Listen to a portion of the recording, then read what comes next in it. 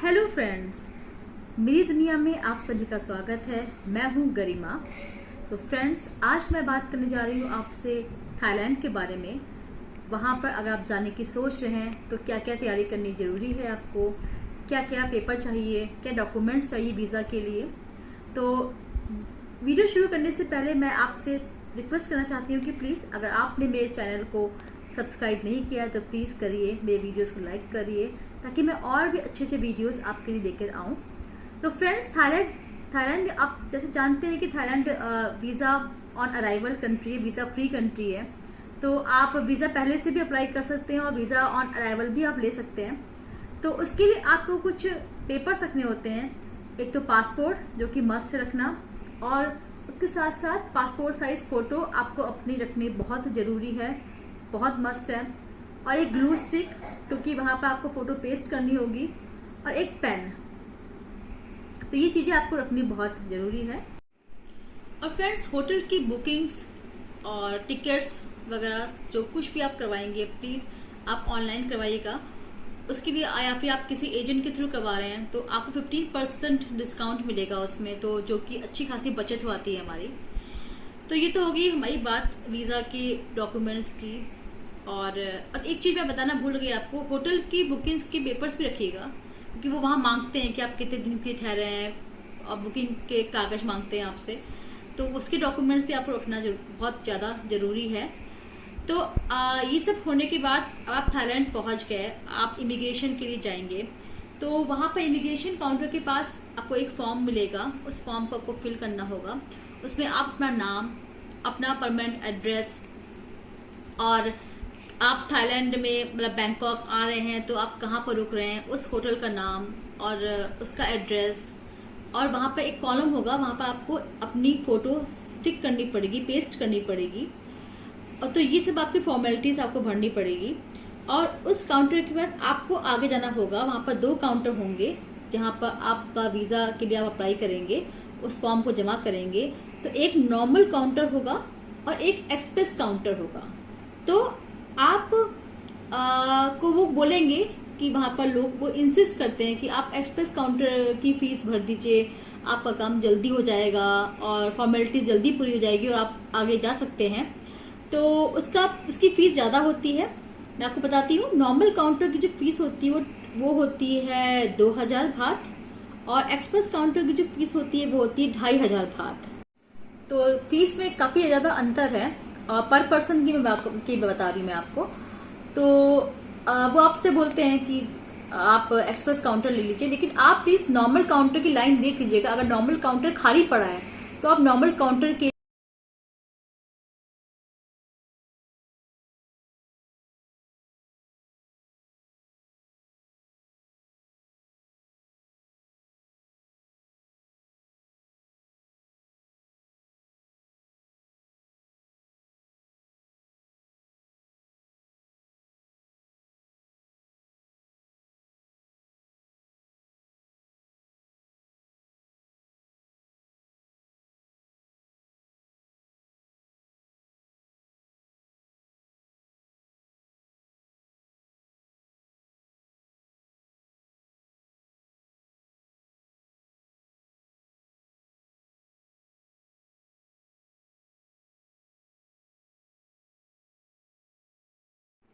अब मैं बात करती हूँ करेंसी की।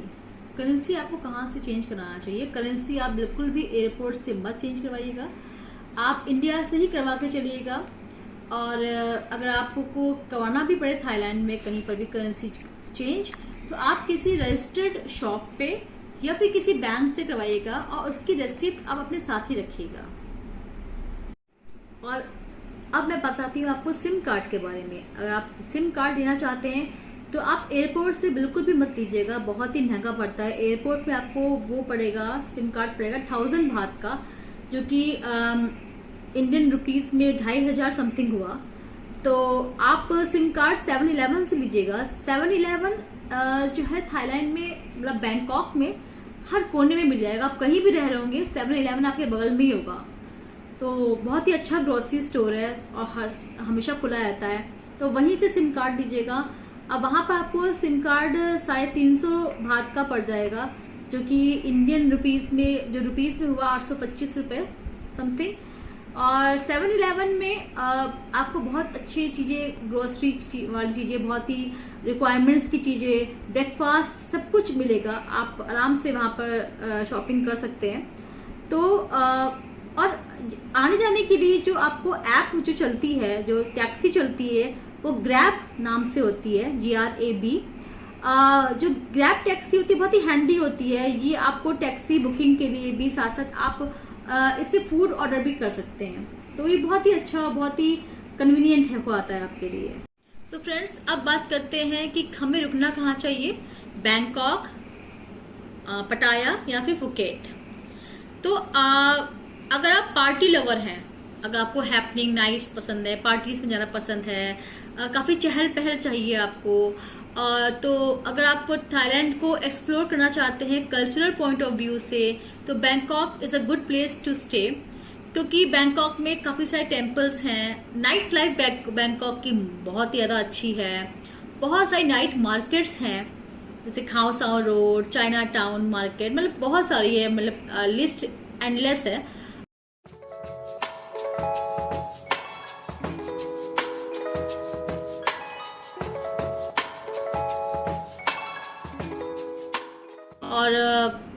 और तो अगर आप रुकना चाहते हैं ऐसी जगह पे जहाँ पर बहुत ही शोर शराबा हो, बहुत ही मस्त नाइट लाइफ हो, तो आप बैंकॉक स्टे करिए।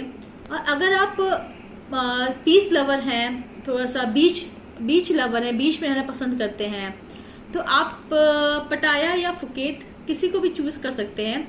पटाया जो है कि जो बीचेस हैं वो मोस्ट लाइक गोवा है, थोड़ी सी क्राउडेड बीचेस हैं। और पटाया में जो रेस्टोरेंट्स होंगे, होटल्स हैं, वो थोड़े चीपर हैं इन कंपेयर टू बैंकॉक। तो ये आपकी चॉइस पे डिपेंड करता है कि आप कौन सा प्लेस अपने अकॉर्डिंग चूज कर सकते हैं।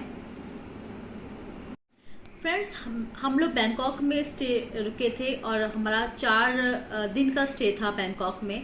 और जो एरिया था रुकने का वो सुखुमवित था, क्योंकि सुखुमवित से सारी नाइट मार्केट बहुत ही पास पड़ती है और वहां पर अच्छे ऑप्शंस हैं होटल के।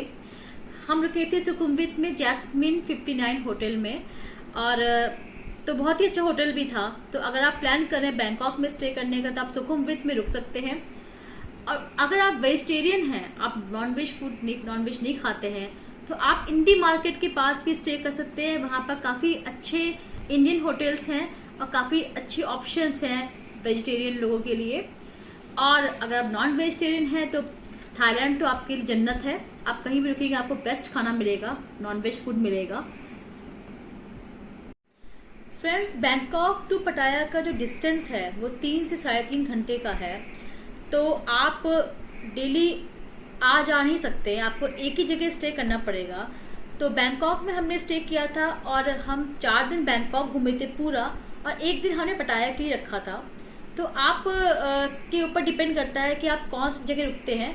तो जैसे कि अगर आपको पटाया घूमना है, ज़्यादा घूमना है, बीचेस पसंद है, तो पटाया में स्टे कर सकते हैं और बैंकॉक आप 1 दिन में कवर कर सकते हैं। तो it depends on your choices. तो फ्रेंड्स, अब बात करते हैं बैंकॉक के टूरिस्ट प्लेसेस की। बैंकॉक बहुत ही हैपनिंग प्लेस है स्टे के लिए, मुझे तो बहुत ही पसंद आया। और इसका मैंने एक डिटेल्ड वीडियो बनाया है, things to do in Bangkok नाम से, जो कि मेरे चैनल में अवेलेबल है। आप प्लीज जाके देखिएगा उसे, बहुत ही अच्छा वीडियो है, बहुत ही मजा आएगा आपको देख करके। और उसका लिंक मैं डिस्क्रिप्शन बॉक्स में डाल दूंगी।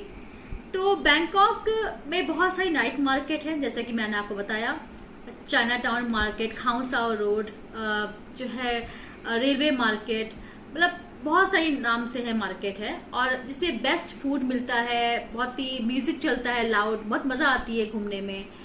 और इसके साथ मार्केट के अलावा एक ग्रैंड पैलेस भी है, जो कि बहुत ही अमेजिंग है। तो ग्रैंड पैलेस थाई पीपल के लिए फ्री है और टूरिस्ट के लिए फीस पड़ती है, जो कि 500 बात है, जो कि समथिंग 1500 रुपीज हुआ।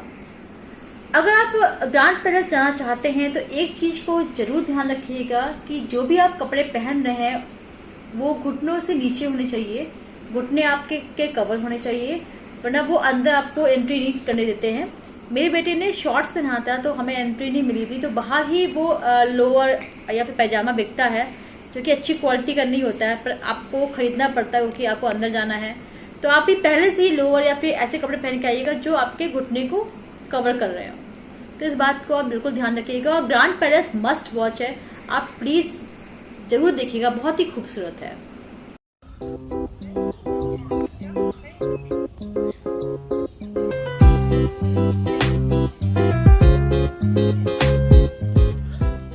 सफारी वर्ल्ड मंडे को बंद रहता है, तो मंडे को आप प्लीज मत जाइएगा विजिट करने के लिए। और नेक्स्ट थिंग जो है बैंकॉक में जो मुझे बहुत अच्छी लगी वो वहां का मॉल, जिसका नाम है आइकॉन सियाम। बहुत ही बड़ा, बहुत ही खूबसूरत मॉल है, सारे ब्रांड्स वहां पर अवेलेबल हैं, तो वो भी आप जरूर जाइएगा देखने के लिए।